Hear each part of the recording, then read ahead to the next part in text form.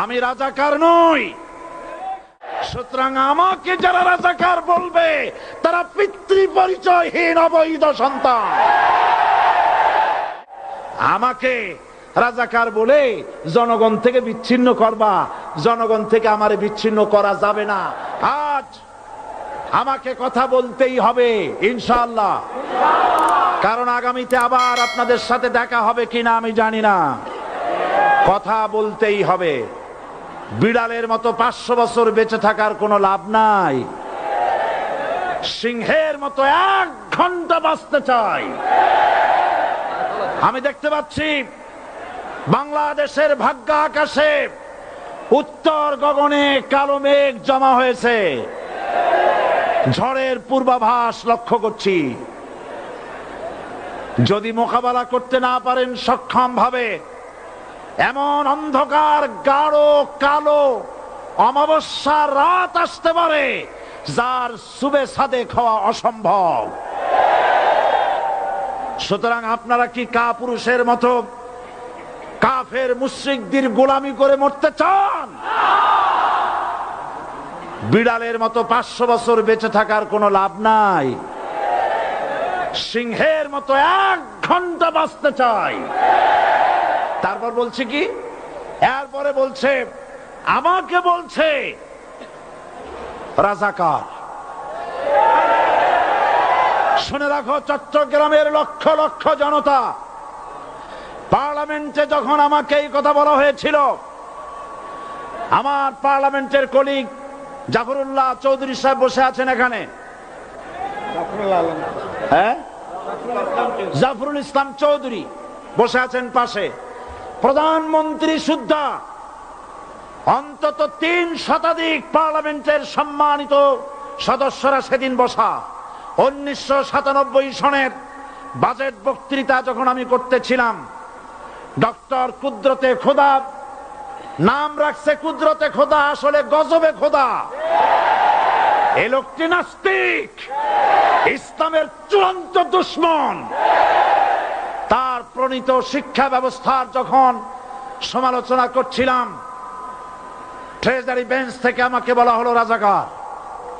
আমি আমার সমস্ত শক্তি একত্রিত করে বলেছিলাম শুধুমাত্র হিন্দুস্তানের রাজাকারেরাই আমাকে রাজাকার বলতে পারে। আমি বলেছিলাম 1973 সন পর্যন্ত আমি বাংলাদেশের কোন রাজনৈতিক দলের নেতা এবং কর্মী ছিলাম না। আমি রাজাকার নই। আমাকে রাজাকার বলে যদি তাকেও প্রমাণ করতে না পারে 10 কোটি টাকার মানহানি মামলা দায়ের করব। আমার এই বক্তব্য সারা দুনিয়া শুনেছে। পার্লামেন্টে আমার এই বক্তব্য রেকর্ড হয়ে আছে। সেদিন 3 শতাধিক পার্লামেন্ট মেম্বারের কেউ আমার চ্যালেঞ্জ গ্রহণ করেন নাই। যে কোনো ব্যক্তি পার্লামেন্টে গিয়ে আমার বক্তৃতা দেখে আসতে পারেন।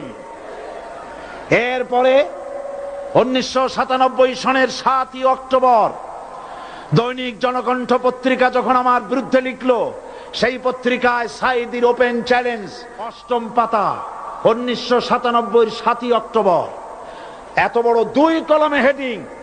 সেখানে আমি বলেছি বাংলাদেশের সকল সাংবাদিক, গোয়েন্দা বিভাগ, বাংলাদেশের সকল বুদ্ধিজীবীকে আমি আমার পিরোজপুরে আমন্ত্রণ করছি। আমার উপস্থিতিতে যদি কেউ প্রমাণ করতে পারে বাংলাদেশের স্বাধীনতা যুদ্ধের বিরুদ্ধে আমার কোনো ভূমিকা ছিল, সজ্ঞানে স্বেচ্ছায় জাতীয় সংসদের সদস্য পদ থেকে পদত্যাগ করব।